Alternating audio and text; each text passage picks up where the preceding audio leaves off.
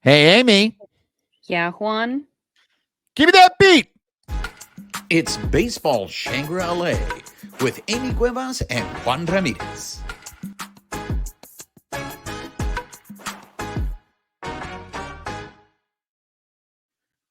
What's up, party people? She is Amy Cuevas, and I am Juan Ramirez, and you are listening, watching another episode of Baseball Shangri-La. Let's get the business out of the way. If you're listening to the podcast, please make sure you're subscribed to the podcast, rate us, write us a review, help spread the word. If you're watching us on YouTube, make sure you're subscribed to the YouTube channel, hit that notification button, give us a thumbs up, send us your comments, leave us comments. We'd love interacting with you guys. Make sure you're following us on social media on X at BB Shangri-La, on Instagram, Threads, and Twitch at Baseball Shangri-La. Amy, long time no see. How are you? I'm good. How are you? Fantastic, because baseball. Look, we're doing this over again, but before we get into it, let's start the show the way we always start the show, and that is with our base running blunders. I had a horrible base running blunder last episode, so we have to start a new streak. Amy, do we have any base running blunders? I don't think so, but I think it will depend on if anybody lets us know in the interim. So for now, we might be safe. So for now, we start a new streak, and I am completely good with this.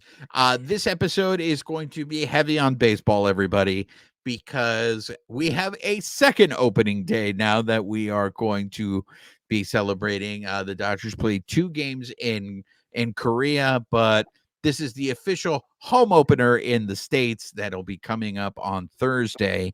Amy, you will be attending opening day. Is that correct? I will, yeah. It's a 1:10 start, so it's one of those middle of the day games, which not great for everybody during the work week. I know for me, when the schedule came out last year, I immediately put in time off for this day because I don't want to have to wrestle everybody on the way to the stadium. So I'm gonna go early. So So if you guys are there, let me know. So let's before we so this episode is going to be a preview of the Dodgers season, what we expect, what we think is going to happen with this team. Before we get into that though, the Freeway Series just ended. The Angels ended up taking 2 out of 3 from the Dodgers. Amy, did it not seem weird to you that we just had 2 games that counted and then it came back to the Dodgers playing more spring training games? It just felt like the Dodgers' energy was just not in this Freeway Series. Well, it makes sense though because it has since come out that Muncie actually was not well during the Soul series, so he was fighting some illness, and then I think I wasn't sure if it was Muncie or Freddie even came out today that a lot of the team is still jet lagged, so they're definitely feeling that they've been dragging in this performance. So to me, it makes sense. I'm actually, you know what? We've seen what happens in the postseason when they get that break before they go into, the what is it, the NLCS? So no, NLDS. Whew, almost had a base running blunder. So I'm kind of glad even if they're not feeling 100%, they're at least getting some reps in, playing some games. They're still making some plays, even if we did lose the series to the Angels.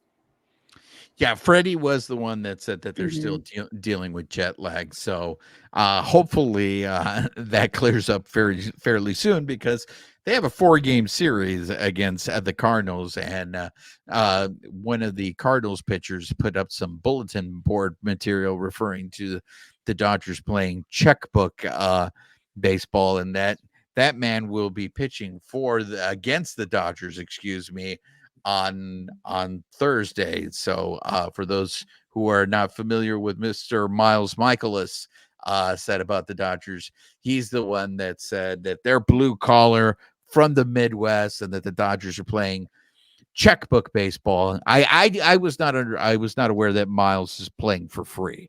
So I'm Is curious to is see. he actually from St. Louis?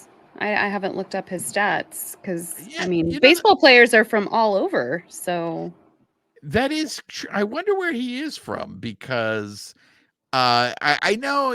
Look, it's just so easy just to bash on the Dodgers now. You know what? He's from Florida.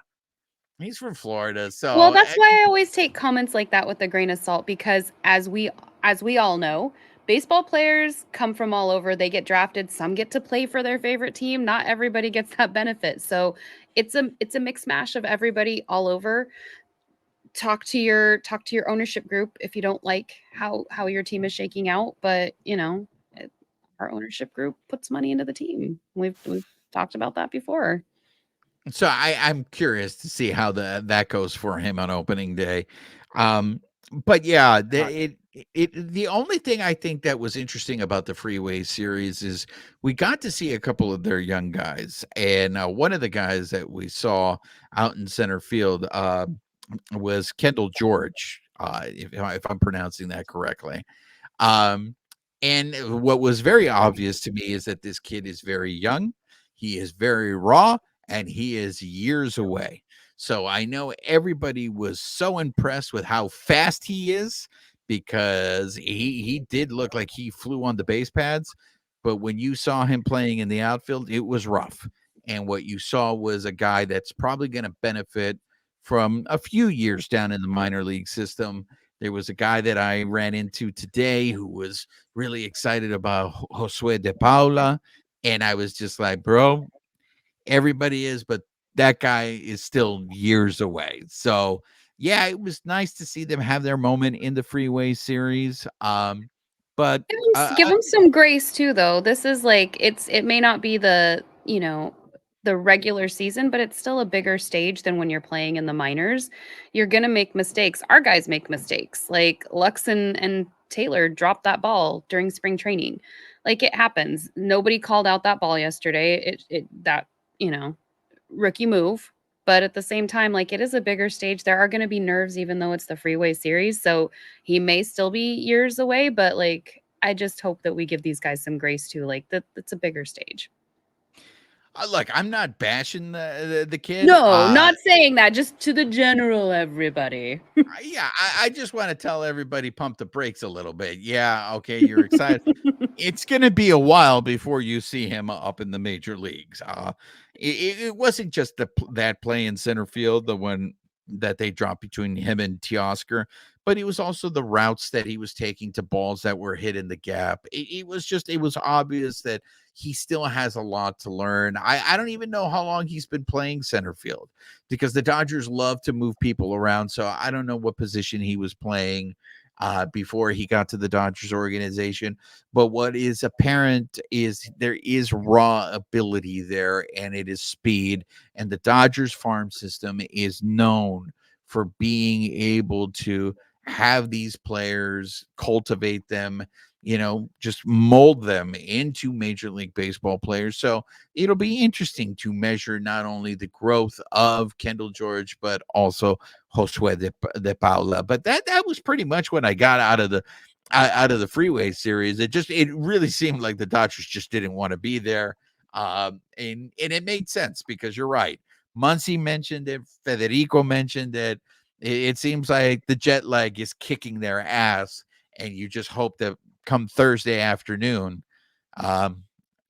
they've recovered from it. I'm What hoping did you that get? Oh no, sorry. Go ahead. No, I was going to say, what did you get out of the Freeway Series?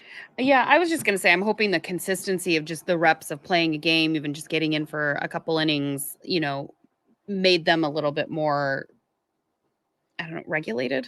So, I mean, even in tonight's game, we didn't win, but Freddie, Will Smith, and Gavin Lux hit home runs. So good for them. Just kind of getting back into the swing of things. We got to see a lot of people play. Yeah, I'm kind of curious how everything's going to shake out when they have their sea legs a little bit better because it's been a little bit rocky through this series. So right, it did, and that's why I think it was very jarring to be like you see two games in Korea, games that count, and then for them to come back and play games and be back into that mode of I just want to get my work in. That I'm just like, okay. So let's get into it, Amy. I know a lot of people are picking the Dodgers to win the World Series. I think a lot of people look at the offseason that the Dodgers had and are just expecting World Series, and anything less than the World Series is going to be a disappointment. Going into this season, I have to say, Amy, my I don't want to say that my opinion has changed, but watching the Dodgers in spring training has given me some things that I'm concerned about and that I'm going to be watching in this season. And that is let's start with this. The move that they made to have Mookie play shortstop and move Gavin Lux to second. Gavin Lux has actually looked really good at second base. Oh, well, let me take that back. Not that he's looked really good. He's looked good. He just hasn't looked as bad as he was when he was playing shortstop. Muncy had those moments in Seoul, in Korea. Now, you have to sit there and wonder, was his defense affected by the fact that he was sick when he was in Korea? Like, before he got to Korea, I think Dave Vassay had reported that he had lost 10 pounds. That's a lot of weight to lose in such a short period of time. So perhaps physically it was affecting him, therefore it affected his defense. But I think that is one thing going into the season that I want to keep my eye on. And what are the Dodgers going to do with the left side of the infield? What I find I would say that is something we also need to keep in mind. Like, when these guys are sick, they still, for the most part, play. And I mean, we rarely see them get scratched for that. Sometimes they do. But like, these guys, they bring their heart and soul out onto the field. Muncy was still out there playing in that series, not feeling well. And even the 2 errors that he got, one of them, the commentators, I think you even said it on the show, it probably would have been really hard for him to catch that particular ball. So, they're human.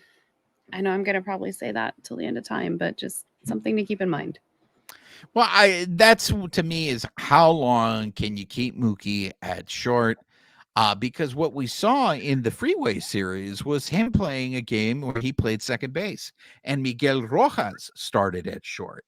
And that's something that I wonder, will the Dodgers be doing a lot of that during the season? Are they going to be platooning? Basically, if they're facing a left-hander, Gavin Lux is going to sit the bench and you're going to move Mookie over to second and you'll have Miguel Rojas starting at short in those games. From my understanding, it seems that Chris Taylor is taking the majority of his infield work at second base. So perhaps Chris Taylor will spell Gavin Lux on certain days, perhaps when a lefty is on the mound. And it seems like Kike is taking the majority of his infield work at third base. So it looks like Kike is going to be spelling Muncy. So the infield is something to keep an eye on for me. What other things are you looking forward to in this Dodger season? It's funny because I just want to see how it all shakes out, because I know what we've seen in spring training, it's just stuff that they're testing. Like, everything that you said makes sense, but we could get into opening weekend and Doc in the front office have a totally different idea based off of how everything did play out in spring training. So I'm just excited to see how it shakes out. At this point, I don't really have any preconceived notions. I'm hoping that, the guys, the starting rotation, they're able to kind of find their footing. It was announced this past weekend that the starting rotation would be Glasnow for opening day. Bobby Miller would be doing Friday's game. Yamamoto would be slotted in for Saturday. And then Gavin Stone will pitch on Sunday. And Paxton will pitch Monday against the San Francisco Giants. So just seeing how they perform regular season wise, hopefully with a little more rest from the jet lag, and just, I don't know, seeing how it shakes out. I thought it was interesting that they moved Yamamoto to 3. Because that is another guy that I have my eye on in this season. I know there is a lot of expectations for Yamamoto and whether they're realistic. He's used to pitching once a week, though, so we're also trying to get him that rest that he's used to while he's still making the adjustment over to the United States and the big leagues here. Well, it'll be that start to me at home against the Cardinals is going to be interesting because I think the goal is for him to go more than 1 inning. And I think if he goes more than 1 inning, it's a victory. But if it ends up being another another outing where he looks just like he looked in the last 2 outings in spring training, the way he looked in Korea. Look, you can chalk up the Korea start as he had What the are, what are nerves. you gonna do? What are you gonna do if he has another bad start? Nothing, but it's gonna be one. No, I'm gonna keep watching the games. There's nothing I can do about it, right? But I'm preparing myself. I guess my question is how long is it going to take him to adjust to Major League Baseball? However long it takes. It could be something where he like something just clicks and he instantaneously gets it.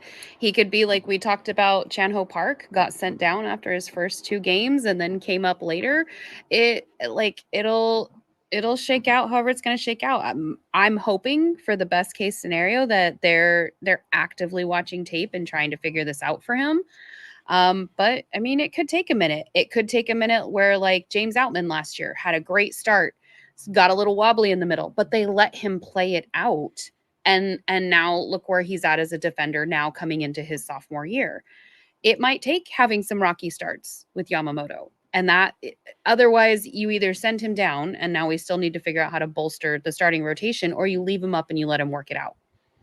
I don't know what they're going to do, but it will be interesting to see what, like you said, the length of the adjustment that it's going to take. Is it going to be instantaneous or is it going to take a little longer?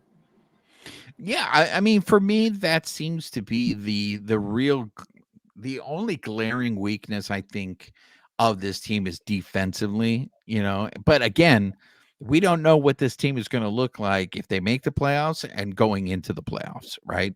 But going at the start of this season, to me, I think the weakness is their defense. But other than that, I think the expectation, and we saw that in spring training, they're going to score a lot of runs offensively when you have the likes of Mookie Betts, Shohei Ohtani, Freddie Freeman. Those are 3 former MVPs in that lineup. The expectation is that you're going to score a lot of runs, and those are just the first 3 hitters you're going to face. Then you're going to face Will Smith. I think Will Smith is someone that I'm interested to see because there's been a pattern that has been established with Will Smith where he has strong first halves. And in the second half, I don't know if it's the wear and tear, but you say, why are you laughing at me? He got injured last year. It wasn't like he just stopped producing. He had a concussion and then he got hit in the rib and then he had I think it was an oblique injury. So it's not like he just his performance fell off and he was healthy. He had some injuries he was dealing with and was playing through them. So to me it's like, yeah, he had to play through it, but there are reasons for why his performance tipped off, because before that happened, it was like, oh yeah, the big 3, but what about the big 4, because he was a big producer in the beginning. And that's the wear and tear that I'm talking about. Mhm. And that's it, being a catcher. He's just been a different player the second half of the seasons. And look, that's catchers are going to have injuries. And you're right. Every major leaguer has injuries, but that's something that I want to see because if it happens again, like, and Austin Barnes is one of the most hated people on the Dodgers. That poor guy catches so many strays. If you have to use Austin Barnes more, yeah, I don't know, but it's something that I And want to the potential is there too if you do use Barnes more and he gets to hit more than once a week, which has been brought up all over, then does his hitting improve where he is hitting more consistently in competitive games versus at bats? And that's something that we don't typically get to see because he is usually a once a week um, catcher.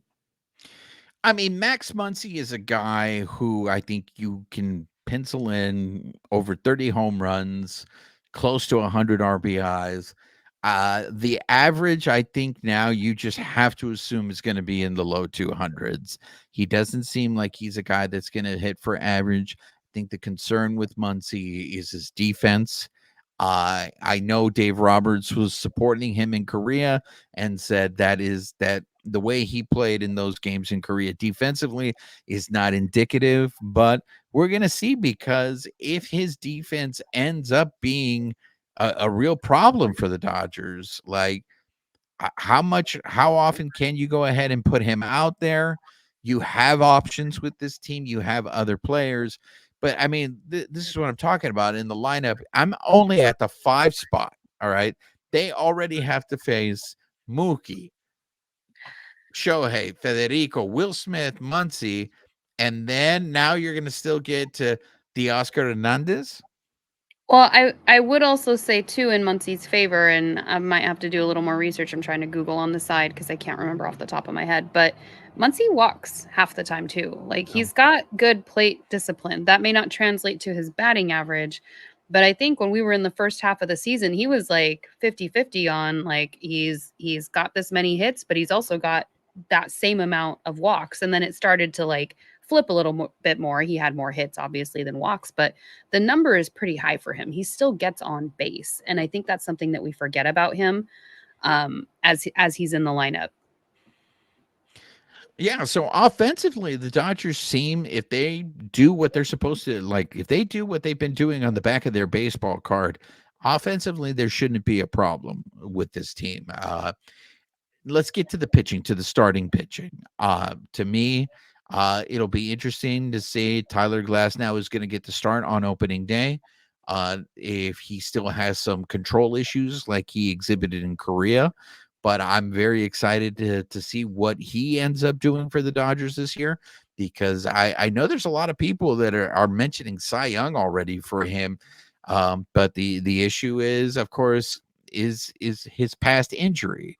He also had the new Tommy John. And so I think that's part of the reason why I'm even more excited to keep an eye on him because to see how he does in during the season, I think might be a very good indicator of what will happen with Shohei next year. Hmm. I think that's something that I definitely want to see too, just how this new hybrid surgery, since it's only been done for like obviously a lesser percentage of people. I think it'll be interesting to see how Miller develops this season too, just coming into his sophomore year.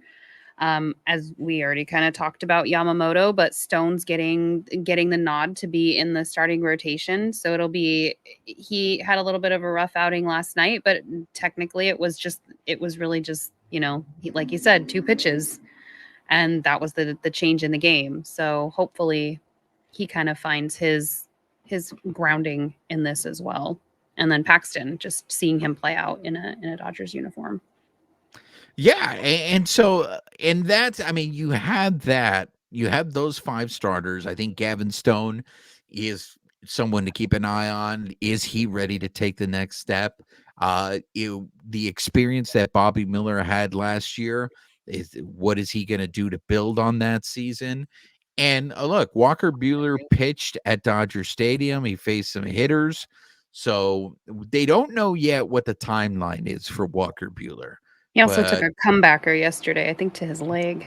yeah, Gavin Lux, thank you very much. I mean, poor Gavin. I don't know if you saw the reaction from Gavin Lux when the minute he hit it, he was like, "Oh no, what did I do?" So I think that's a really nice luxury that the Dodgers have in the sense that they have those 5 starters already, but in the wings you have Bueller. Kershaw's not going to be until a few months later, at best. Emmett Sheehan, I know is just starting to throw, so it's curious. I'm very curious, because they always say you can never have enough pitching. But if some things do go wrong in the rotation, I think it's probably really nice to be able to have someone like Bueller and Emmett Sheehan just waiting in the wings You in mean case they're baseball? needed. When baseball happens? Why do you always gotta do that? Why you always gotta go there? I mean that's the thing that every team is going to have to face this year, and it's the thing that, for whatever proprietary software that the teams are using out there, it can't factor in injuries. Otherwise, we'd have the World Series on lock by now. So I am hoping these guys stay healthy. I'm hoping, depending on how this shakes out, especially with the rotation, the way that they're working it, I hope this gives everybody enough rest. We're going with the 5-man, but so we'll see how it shakes out. I think the bullpen looks good. Brusdar will probably is, excuse me, starting the season on the injured list, but I mean, once he does come back, that's another weapon. But the high leverage guys, I think, have looked good, and that is Evan Phillips, Joe Joe Kelly, Kelly. Mariachi Joe, Daniel Hudson. Look, Ryan Brazier looked good in his one outing out there. Oh, for those of you watching on YouTube, Amy has gotten the new Chaquetas hat. And Amy and I are both going to be at that game when the Chaquetas play on April 13th. So if you guys are out there in Rancho Cucamonga for that game and you see us, please make sure you say hi to us. We would love to meet our listeners, our viewers. But yeah, I also have that hat and I'll be rocking Yes, it on because April it 13th. has Joe Kelly's visage on it. So we've got Joe Kelly on here too. So yay, Joe Kelly. Yeah, so like Ryan Brazier looked good in that game, that first game in Korea. But other than that, he has had a rough spring. So, and I know we've talked about this during the off season. If you look at the back of his baseball card, it's usually one good year and then followed by one bad year. So I hope that's not what's happening with Ryan Brazier this year. In our favor, though, last year he had a great half with us, but prior to coming over to us, his numbers were, I think he had like a 7, above 7 ERA. So I'm hoping that qualifies as that other year, and he's just going to lead into the good one with us.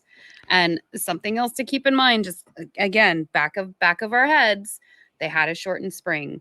They traveled to Korea.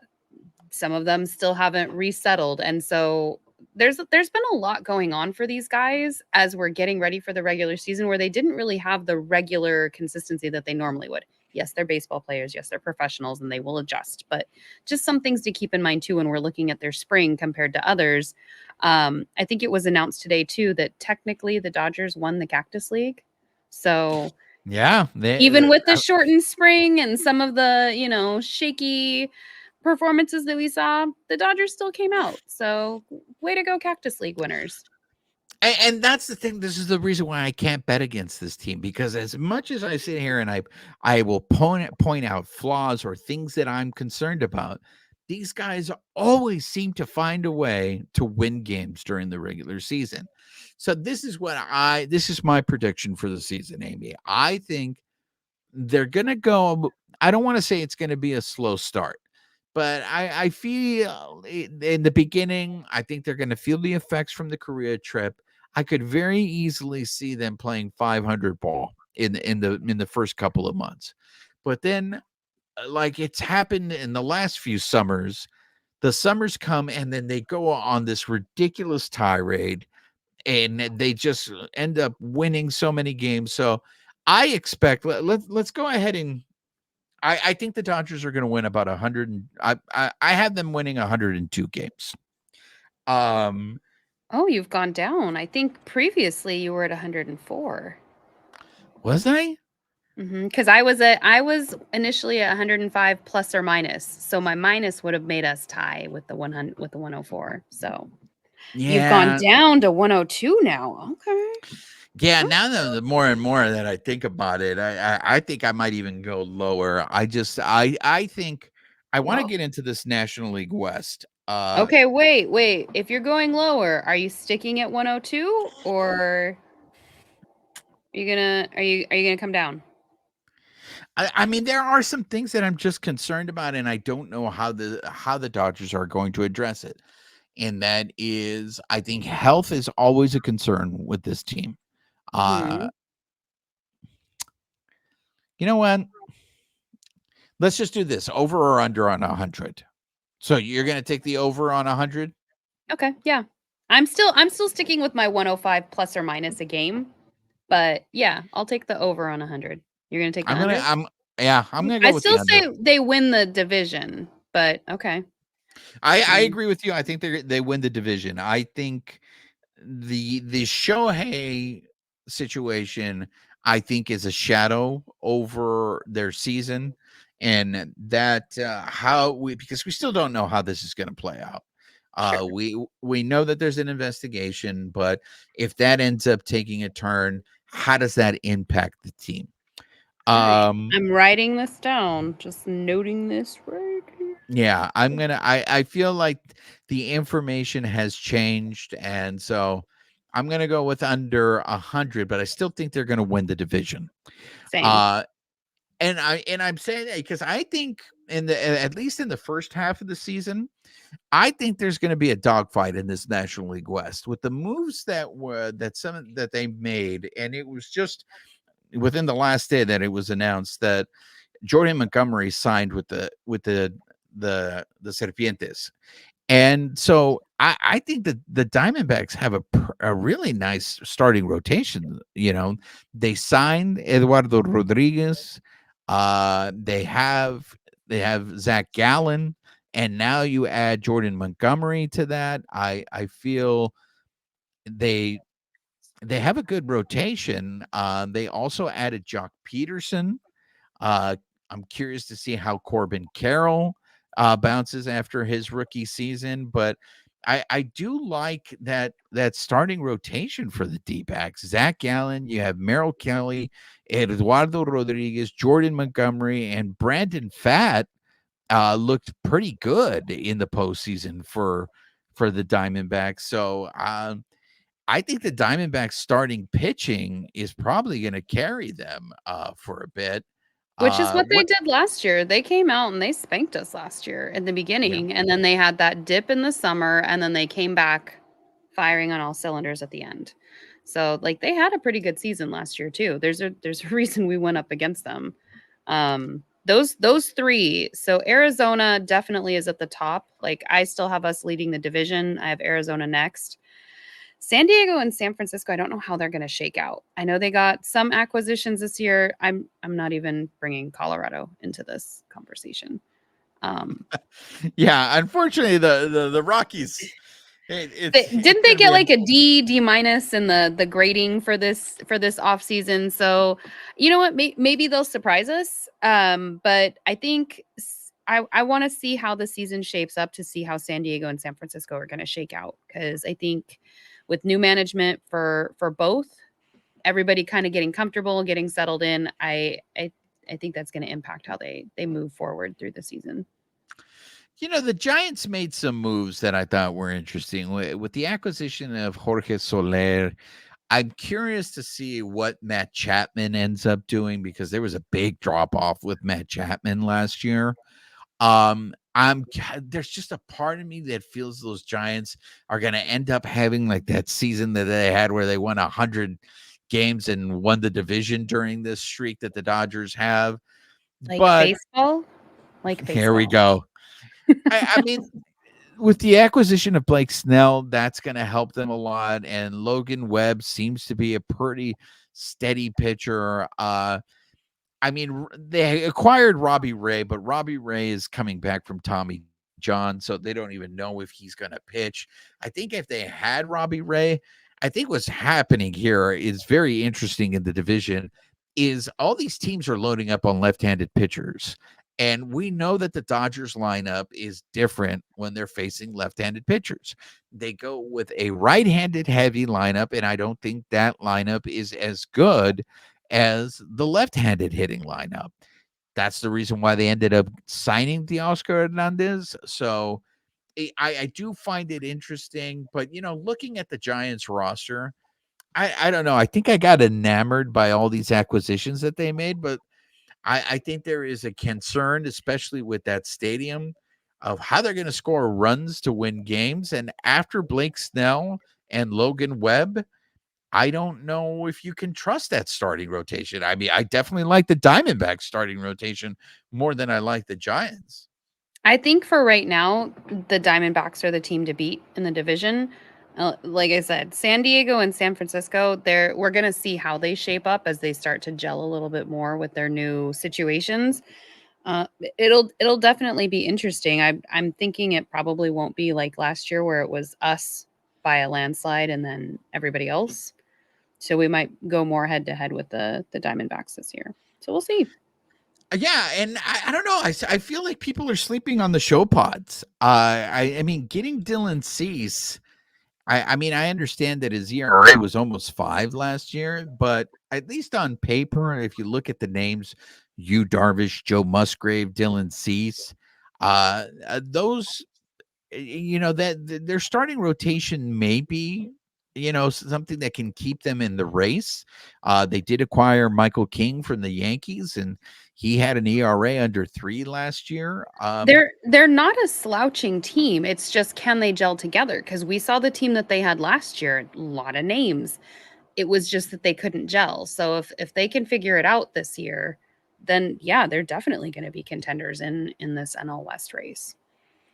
Yeah, and we're gonna see how much losing Juan Soto impacts that team. So the battle between the Diamondbacks, the Giants, and the Show Pods intrigues me. But when you look at it, unless you have a lot of regression from the Diamondbacks, I think the Diamondbacks should be the biggest threat to the Dodgers winning the division, the way we look at it. But yeah, I do have the Dodgers winning the division. I think it's going to be harder than people expect. I think there's a lot of people that think the Dodgers are just going to run away with the division. I don't think that's going to happen. So I would love to see, but I think both the Giants and the Show Pods are going to be better than what people expect them to. I think But they're going to be better eventually, than last year. And that's where like I have them, wait and see. I'm not counting them off to the side with Colorado.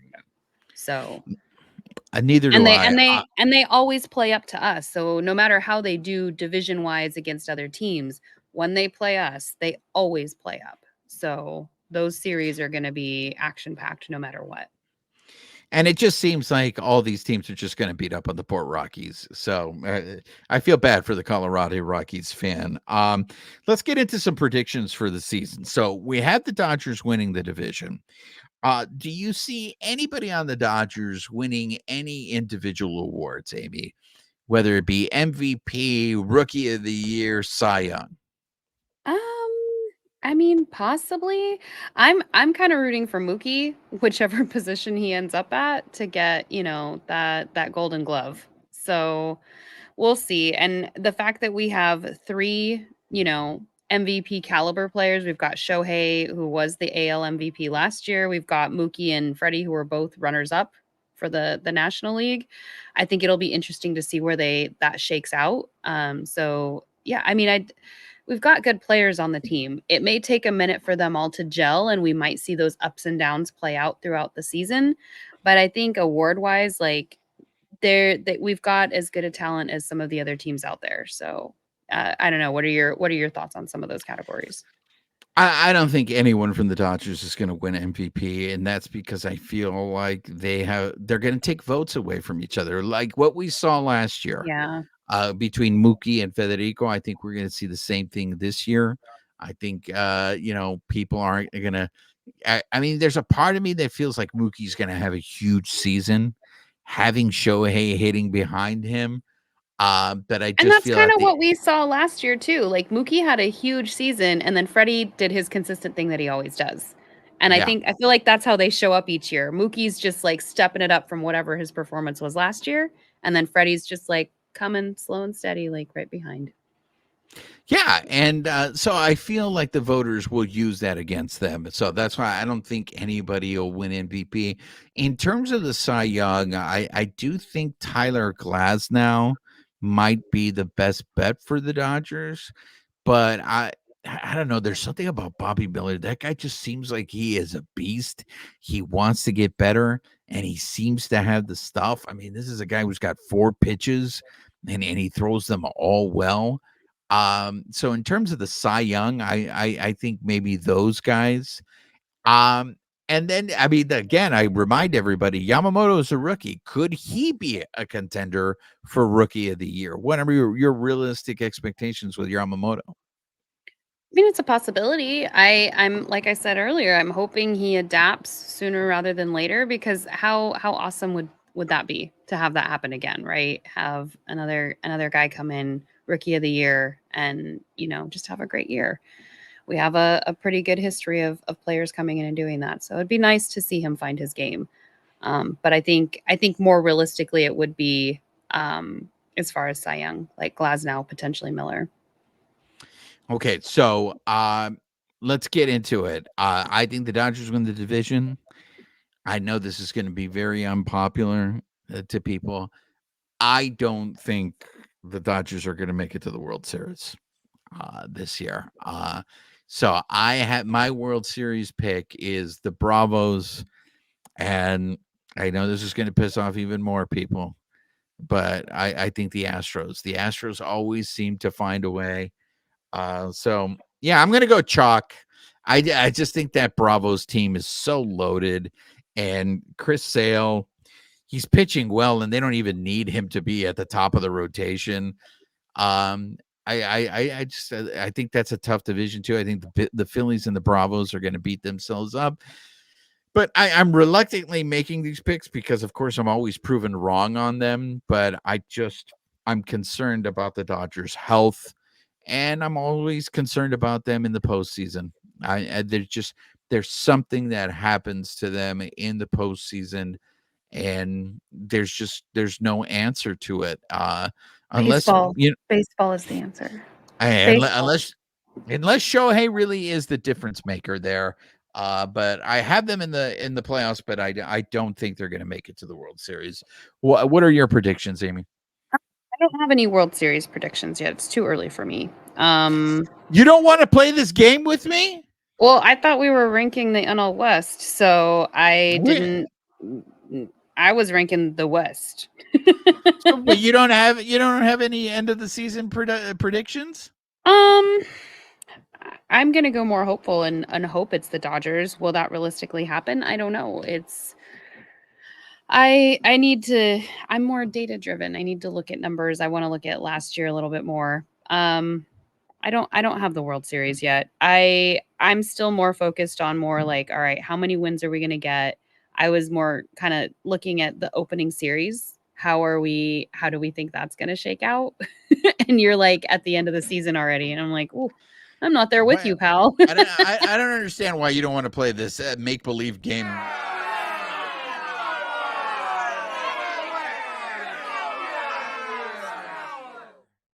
The people agree with me, Amy. I just don't understand Because why. I need to nerd out and look at the data. That's why. Nerd alert! Beware, beware. There is a nerd in the vicinity. Hey man, someone's nerding out over here. All right, since you're not going to play this game, let's end the show with opening day because you're going to be there for opening day. I believe last year opening day was at night, right, Amy? Nope, it was in the afternoon as well. So was it the year before that it was at night? Oh no, maybe it was at night last year. Which one am I thinking of? I know a lot of people were pissed that opening day was at night because they feel like opening day should be during the day. Where do you stand on that controversy, Amy? I don't care as long as I have a ticket to go. Honestly, like I'm gonna take the day off no matter what. So, like to me, it's am I going in the daytime? Am I going in the nighttime? I don't know. Does it matter to you? Do you have a preference? I think I agree with that. The romanticism of opening day should be during the day. Now that being said, I have never gone to an opening day. I think it's amateur hour opening day. I feel you get all these people out there who are just looking to get drunk, and I always like to go to the second game of the season because that's where I feel you get the real diehard fans there that I'll are be at there. that one too. So make sure you come say hi. But yeah, I've never. I do feel like opening day should be during the day. That's Now where I that I think stand. about it, I think you're right. I think last year was at night because that was the big complaint that it was, Yeah, that it was an evening game. I think you're right. that it should have been during the day. I'm excited about it's a 4-game series against the Cardinals. What do you expect in this opening series? I think we're gonna split 2 for 2 because again, I think we're still kind of trying to figure our way back to consistency after traveling, after the Freeway Series, all this stuff. I'm gonna go with a very cautious splitting the series 2 and 2. What are you saying? I'm saying I don't know if they're even going to play all 4 games, to tell you the truth, because if you look at the weather, there's going Oh, to be some I was like, do you know something I don't? Are they going to opt out? there's going to be some rain coming this way. Now, of course, we're supposed to have an atmospheric river, but that may all change. I Last mean, I checked, I'll still be at the games this weekend, whether it's, unless they cancel them outright, but I'll be there hopefully all 6. So the last next last I checked, it looks like the rain is going to be early Saturday. So they'll probably hopefully get the game in Saturday night. And then Sunday, it looks like the rain will come after the Sunday game. So that being said, I agree with you too. I think they're going to end up splitting the series, because I think they're going to have, it's going to be a little rough for them at the start, but they always prove me wrong anyways. But I'm going to go two, and they split the series. So we're both 2-2. What about the 3 games with the Giants? What are you thinking? That one, I think they went 2 out of 3. Me too. We I'm matched. I'm not, and we're going to be at that game. Amy and I will be at the Wednesday game with the Dodgers and the Giants. So again, if you guys see us out there, come out and say hi to us. This was our season preview. Amy refuses to live in this make-believe world of mine where we can predict the future. But we were trying to give you our thoughts on what the team is, and I will say this, Amy, this prediction is, and it happens all the time. I don't think this is going out on a limb. I don't know if the team that we're seeing here right now at the beginning of the season is going to be the same team that we see at the end of the season. So that's why things may change drastically. But I think the Dodgers are Just going to be, baseball. Sorry, what? Because baseball. Go on. I do think that things have changed, and the whole the whole moving Mookie to short has given me a real uneasy feeling, along with this Shohei story. And I've been saying this all along, as great as they of an off season as they have, not everything nothing goes right the whole season. There's always some sense of turmoil. The Dodgers always seem to overcome it in the regular season, but they come Which up is short in the postseason. interesting because you were giving them till May to figure out the whole Lux at short, Mookie at second situation. And now it's like, oh my gosh, we don't have it figured out right now. And it's like they're fluid. They're gonna do this in stride. And so I think this is one of those places where I'm like hands off, like I don't have any control. We're just going to see how it shakes out. And I'm hoping to see good baseball. I'm hoping to see Mookie make great plays. I'm hoping Lux steps up and he can harness his power at second. I'm hoping the left side works out in the infield. I have a lot of hope. So we'll see what happens. Cause there's that quote, hope in one hand. Do And what you that's want in me. the other. That's me. That you just described this show. You are hope in one hand, and I'm shit in the other. That's We need a different analogy because I don't want you that. to be shit. This is what I am. Shit. I mean, there's no way around it. No. This is how this show works, Amy. You are the hope in one hand, and I am the shit in the other. Either way, let's end on a positive note. We are glad that baseball is going to be back. Amy, any last words before we end the show?